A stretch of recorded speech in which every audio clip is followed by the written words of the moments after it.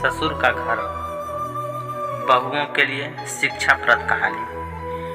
विजय और सुशीला की अभी नई नई शादी हुई थी। विजय के परिवार में सिर्फ 3 लोग ही रहते थे, विजय, उसकी पत्नी और विजय के पिताजी, जिनकी उम्र लगभग 55 से 60 की थी। इस घर को विजय के माँ बाप ने जीवन भर पाई पाई जुटाकर बड़ी मेहनत और अरमानों से बनाया था, वरना आज के समय में मुंबई में घर बनाना तो दूर की बात है, किराए पर लेना भी बहुत बड़ी अचीवमेंट से कम नहीं है। जब विजय कॉलेज में था तब विजय की माँ उन्हें और दुनिया को छोड़कर जा चुकी थी। एक काम वाली बाई जिसका नाम शकुंतला था, लेकिन विजय के घर वाले उसे शंकु कह के बुलाते थे, जो सुबह से लेकर शाम तक विजय के घर का सारा काम करती थी। नई नई शादी हुई थी, इसलिए शक्कू बाई का दिन भर घर में रहना विजय की पत्नी सुशीला को अपनी प्राइवेसी में बाधा सा लगता था। इसीलिए अब शक्कू बाई सुबह को खाना बनाना, कपड़े और पोछा करने के बाद अपने घर चली जाती और फिर वापस शाम को आकर खाना बना देती थी।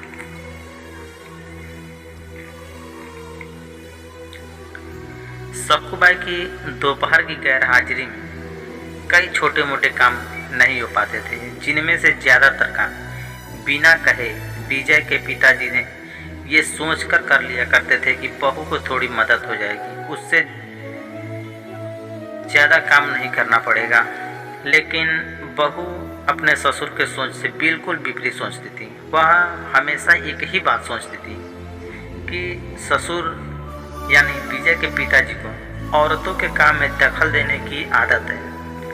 विजय के पिताजी को इस तरह काम करते देख बहू को बिल्कुल अच्छा नहीं लगता था।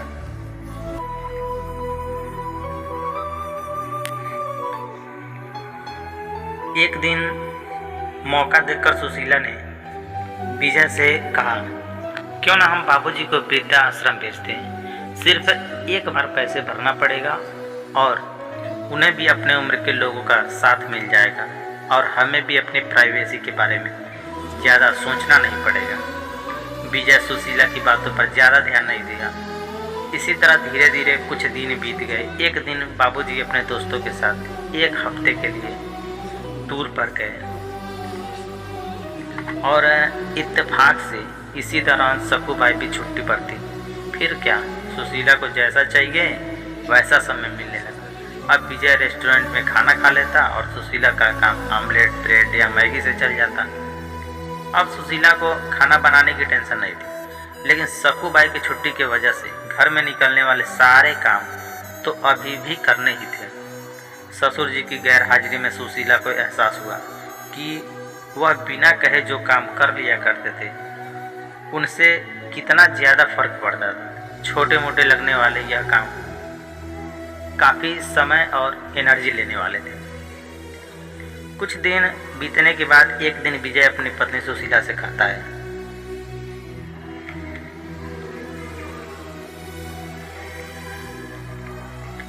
चलो आज कहीं बाहर घूम कर आते हैं।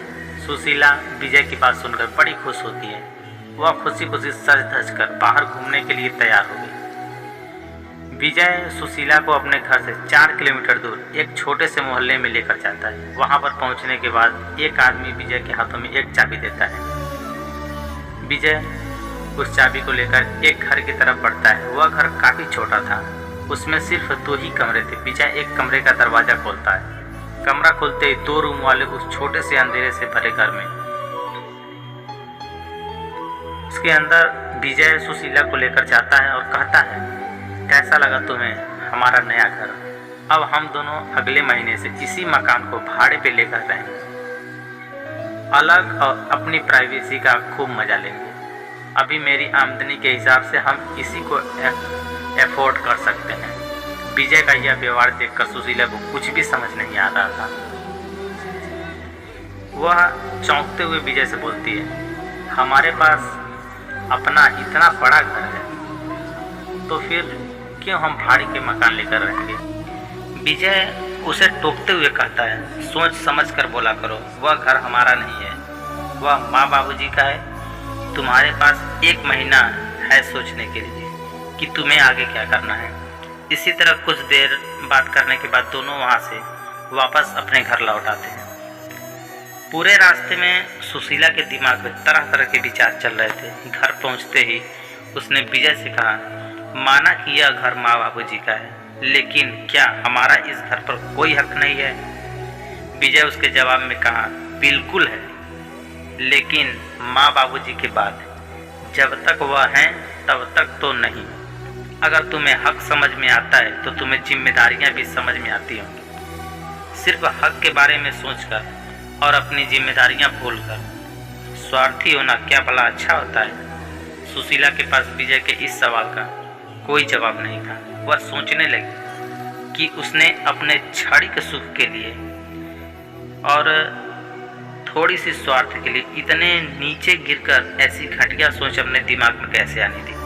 उसे मन ही मन अब पछतावा होने लगा। सुशीला विजय से बोली, मुझे माफ़ कर दीजिए, मैं सच में स्वार्थी हो गई थी, मुझसे बहुत बड़ी गलती हो गई। विजय बोला, तुम्हें पछतावा हुआ, मेरे लिए यही काफ़ी है, मैं तुमसे नाराज नहीं हूँ। बेटे और बहू का यह वार्तालाप विजय के पिताजी दरवाजे पर खड़े होकर सुन रहे थे। उन्होंने आसमान की तरफ देखा और बोले, भाग्यवान तुम धन्य हो जो तुमने ऐसे बेटे को जन्म दिया है। उन्होंने दरवाज़ा खटखटाया। बहू ने दरवाज़ा खोला तो उनके हाथों में एक थैली थी जिसमें से गरम गरम समोसों की सुगंध उसको आने लगी थी। ससुर ने अपनी बहू से कहा, वो कोने वाले हलवाई के पास से लाया हूँ, तुम्हें बहुत पसंद है ना? सुशीला को अपने ससुर के प्रति विचार और ससुर के उसके प्रति प्यार, उन दोनों का फर्क समझ में आते ही सुशीला की आंखों में पश्चाताप के आंसू और चेहरे पर अपने परिवार के प्यार के कारण मुस्कान आ गई। अब सभी लोग खुशी खुशी उस घर में एक साथ रहने लगे। दोस्तों, इंसानी दिमाग में दिन भर में हजारों विचार आते हैं, कुछ अच्छे कुछ बुरे, लेकिन किसी भी विचार को शब्दों में परिवर्तन करने से पहले उनको समझना बहुत ज़रूरी है। अक्सर विचार और वास्तविकता एक दूसरे से मेल नहीं खाते। हमारे बुजुर्ग जो हमें बोझ लगते हैं, जिनसे हम बात बात पे चिढ़ जाते हैं, और ऐसा इसलिए होता है क्योंकि हम स्वार्थी होकर सोचते हैं और हम उनके योगदान को समझ नहीं पाते हैं। वह हमारे जीवन में बहुत अहम किरदार निभाते हैं। तो दोस्तों, मुझे आशा है कि आप लोगों को यह कहानी बेहद पसंद आई होगी।